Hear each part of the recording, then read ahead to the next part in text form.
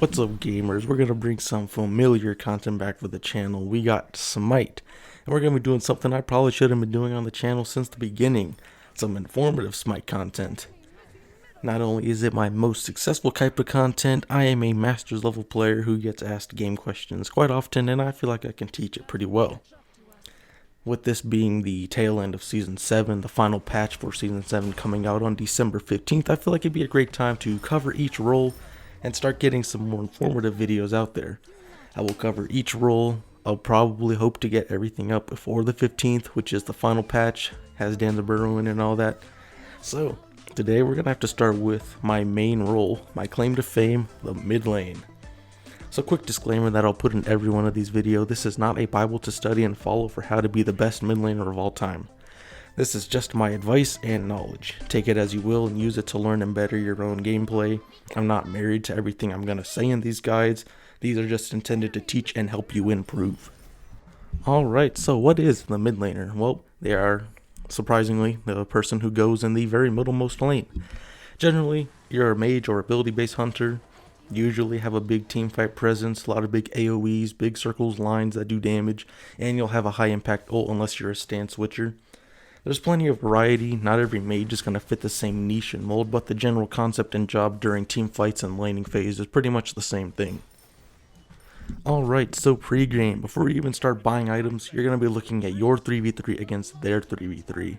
What that means in Smite is looking at you as the mid laner, your support and jungle against their mid laner, support and jungle. For as long as Smite's been a thing, especially recently, usually the middle of the map is a 3v3 between those three roles. Support ends up rotating mid and jungle hangs out in mid the most to split waves, and it's the easiest to gank. And this is where you're going to start deciding your relics. Not only do you account for the other mid laner, you have to worry about support and jungle as well. If they have a Poseidon, Hoon bots, and Ares mid jungled support combo, you have to decide which is more important pre-level 12, Aegising the Kraken or having beads for the Fear No Evil or No Escape. Alright, so laning phase as a mid laner. It's relatively simple, but there are some very important things to note. Every start for mid lane is pretty much the same, at least in terms of what you're doing. You clear speed buff with your jungle, get to mid lane, hit level 2 off the first wave if you didn't miss anything. Very important to note, waves are extremely important in the early game. If you miss a wave early on, you are going to fall behind. Even if you get a good rotation in, you're probably still going to fall behind. If you see the other mid laner rotating out level 2, 3, 4, you really don't need to follow them. You can just shove waves under and clear, and you're going to get ahead. When it comes to clearing your red early on, especially the first, second, third red buffs, you probably can't do it. If you're someone like Raw who can, you also have to be aware of how much farm you're taking away from the jungler. They won't hit level 3 if you end up clearing red on your own. One of the biggest misplays I see from mid laners who aren't as experienced is walking up to the wave to clear. You do not have to do this. This isn't dual lane where you can get frozen and end up losing out on XP. You're also a mid laner. You have big giant lines and circles that do a lot of damage for clear. If the other mid has pressure, jungle's sitting on your lane, let them walk up to you. Let them get close to tower. You will be fine. So pretty much you'll be focusing on clear and poke if you can. Some mids will be better at it than others. And like most lanes, try not to give the other mid laner more value out of their abilities by getting hit with it while they're clearing. Make them decide. If Disco's using her one to clear, I don't want to be standing in the wave getting hit by it as well. Most leads in the mid lane will end up decided based on how much extra farm you're getting. There really isn't much kill potential unless you have a big ultimate like a Kraken or something, or the jungler's sitting in lane. You want to clear your Harpy, try to get the neutral Harpy as much as you can. These little bits of XP will add up and will put you ahead. You can also go for oracles and back camps, but that's really just dependent on duo and jungle at that point. Alright, warding. Warding in the mid lane is very important. You are the easiest target on the map and there is a lot of incentive to set you behind. The jungler has two ways of ganking you, and putting you behind puts your entire mid 3v3 behind. Something that a lot of people don't really realize in Smite is that one person being bad or misplaying can affect you as well. If your mid laner's 3 levels down, as a jungler you are not going to be wanting to be in mid lane very often.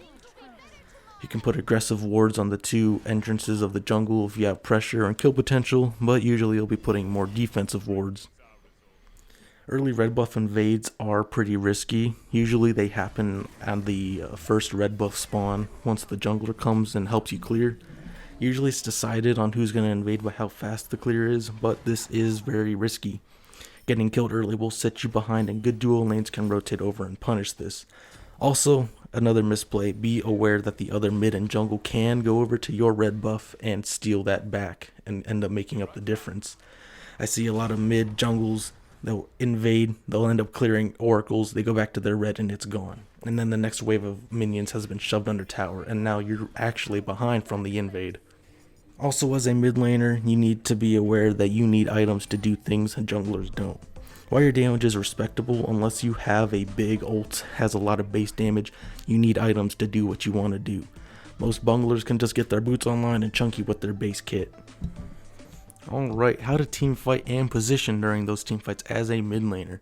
To know how to position and team fight well, you have to know what the mid laner brings to a team fight. You are a backliner who usually trends towards being a good team fighter. You have big circles, squares, lines that do damage in CC. You do most of the damage during team fights. Generally, you want to be aiming towards other backliners and the jungler, as your damage isn't very consistent towards frontliners even if you have percent pen online. While this is true, you have to know how to snap onto different targets based off of what's happening.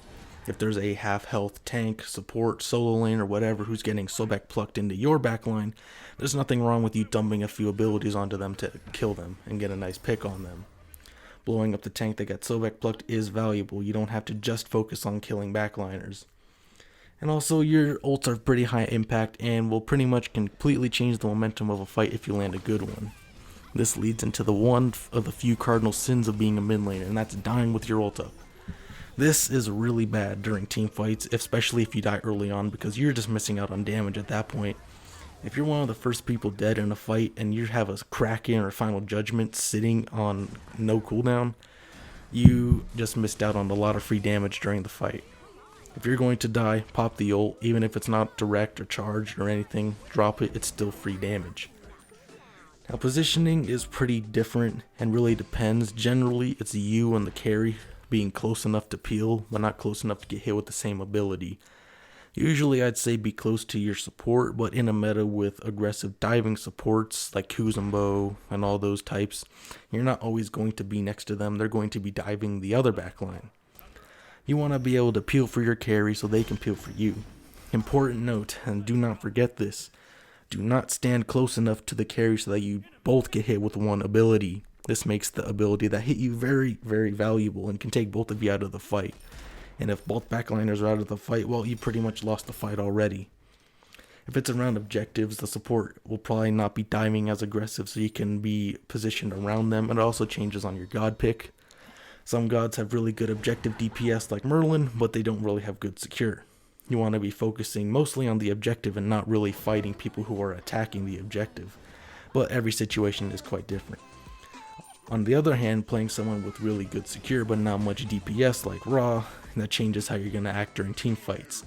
You're going to be wanting to put your sustain abilities onto the objective while also dumping abilities into poking and fighting the other team, saving that big ult for secure.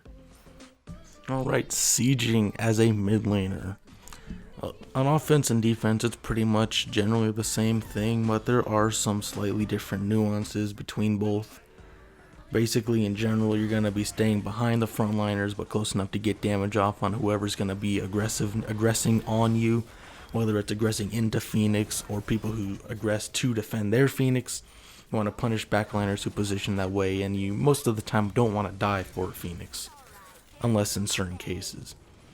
So on offense specifically, you want to let your frontliners set the pace for you. Make sure you're not taking aggro. If you do step into Phoenix, that is going to chunk you. And make sure, especially now, that you're going to keep good spacing with your support and your other carry. You're going to be looking to do damage to basically anyone, as a hunter would usually do, but our hunter's probably occupied with killing the Phoenix at this point, so you're just blasting whoever's in front of you. On defense, you want to stand back behind the frontliners and the Phoenix itself. There's many choices depending on how aggressive the other team is. If they run up and want to get aggressive and stand in Phoenix, you can punish them with CC for that. You can go for the backliners who want to aggress into Phoenix way too early. And be aware that poke is a lot more valuable on defense. They can't just back to Found unless they have a healer who's going to be keeping them all healthy. And most mages just trend toward being better on defense. That's just how the class usually ends up working. Alright, Relic usage as a mid laner. This is very important and can be the separation between a good mid laner and a great mid laner. Usually you'll be going beads Aegis. I go blink beads a lot of the time because I'm just built like that. And you can also replace your Aegis with a shell if there's auto attackers like Baka, Kali, all those types. So I will repeat this point in the carry video, but it is very important. Stop your whole beads Aegis panic combo. This is very, very bad and inefficient Relic usage. Think of them separately as they are much more valuable separate than together. If you beads Aegis anytime you're in danger, you're going to be wasting one of them most of the time. Beads the CC, that's going to lock you down and lead to follow-up. Aegis the damage from that follow-up, whether it's a big burst or a shred. Also, make sure if you're going to die, don't use beads Aegis to try and survive. If there's like a little 5% chance that you could live, yeah, sure, it's cool to get out like that, but it is not something you want to bang on most of the time. If I'm half health with no cooldowns, being surrounded by 3 of them, I'm just going to have to accept it at that point. I'm not going to be beads Aegising, wasting both of my timers just so I could have that little 5% chance I get out. Be aware of ultimate timers and be smart with your relics. If you're always getting dove on by a Circuit who ults you, make sure you don't walk into a team fight without beads up to beads her ult. Alright, so builds. This is the most volatile to change and one of the more perspective heavy things. This will be relevant for the rest of this season until Season 8, as there are a lot of changes coming. Usually with big patches it goes from patch to patch on what people build and what they like to build.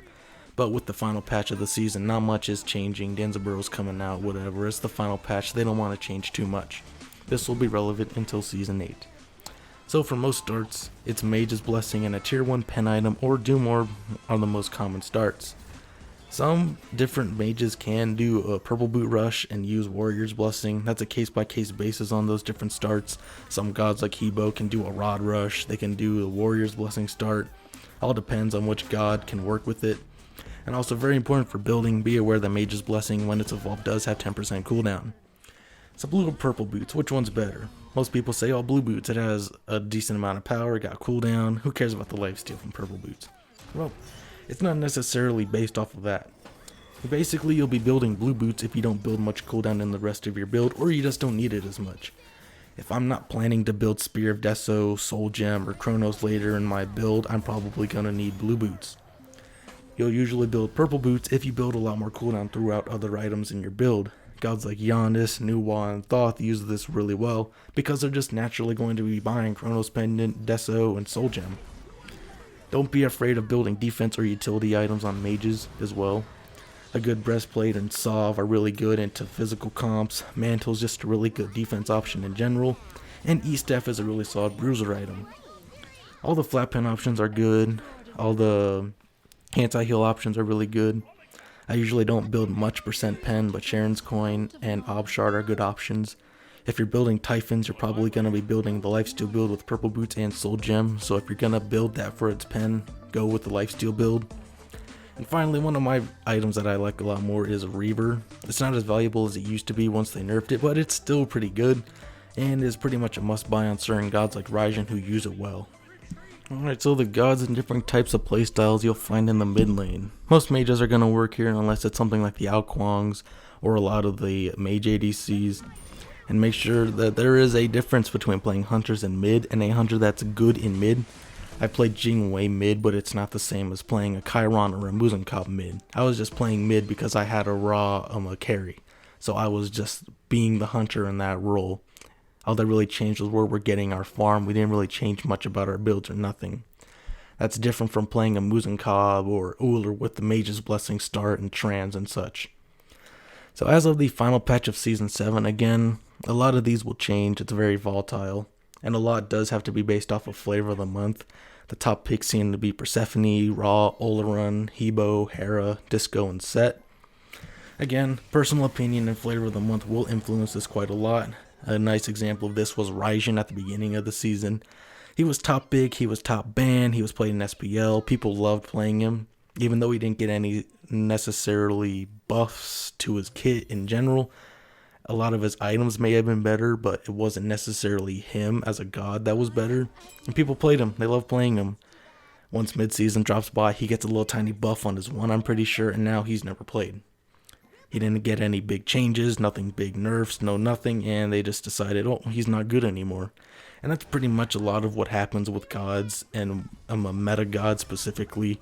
It's not necessarily what's numerically the best god to play, what's statistically the best pick here. It's a lot of it comes down to what people just like to play and what they think. Like Raw came out of nowhere recently. People love playing Raw now. Well, before it'd be like, who even plays Raw? So this provides with the balance. You can play what you want, and you should play what you want. Don't be a meta slave, but be aware of the meta. Be aware of what's good, because it's nice to have those meta picks and being able to play them when they're good, especially if you play ranked or you aspire to be a competitive player. But at the end of the day, it's relatively not too much of a difference. Just play what you like. That's about all I have for in terms of advice and things I could give that aren't too in-depth, but give a general guide to the role. If anyone wants more elaboration on something or elaboration on another point, I can make another video on it, specifically focusing in on the nuances of it. Stuff like builds and stuff I can get a lot more in depth to. This is just a baseline guide. If you don't know how to play mid lane and you want to play mid lane, you look at this guide. It's nothing too deep. A lot of it's going to come down to experience as well and how just used to the role you are. A lot of it just comes with playing it more often and getting used to it. So, also a reminder that this is not a Bible guide. This is not read this and you're going to automatically become the best player. This is just what I've used myself and I think is good advice. And the only way to really learn is to put it in action and to make your own inferences. We'll be getting the other role guides up very soon. A lot more informative Smite content, maybe some actual gameplay similar to Masked, where I'm actually talking. That seems to be like a pretty good idea. So I will see you then next time, gamers.